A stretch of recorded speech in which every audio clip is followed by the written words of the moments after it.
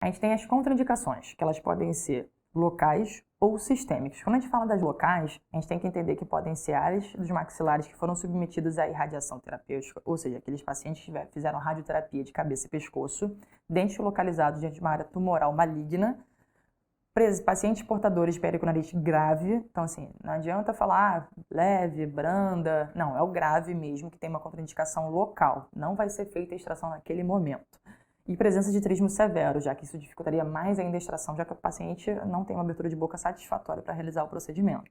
Contraindicações sistêmicas. A gente vai estender um pouco elas, porque o HUP ele acabou listando todas essas nessa última edição dele. A gente vê que acaba sendo diabetes do tipo 1 não controlado, ou seja, aquele paciente insulino dependente, paciente que está em estágio final de doença renal crônica, paciente que tem leucemia ou linfoma que não está sendo controlado, doença cardíaca severa não controlada, paciente que apresenta isquemia cardíaca severa com angina pectoris instável, ou seja, todos esses quadros que a gente já falou das condições sistêmicas, exatamente são aqueles que a gente não tem indicação de fazer o procedimento cirúrgico, né?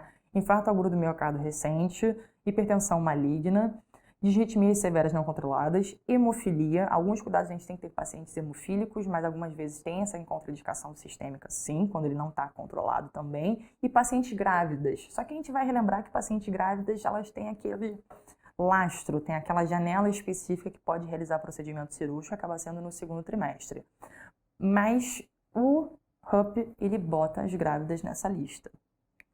Em relação ao preparo do paciente e do cirurgião, né? É importante a gente saber que o paciente, quando a gente for fazer a extração de elementos dentários em região de maxila, o paciente tem que estar com plano oclusal mais ou menos em relação ao solo de 60 graus.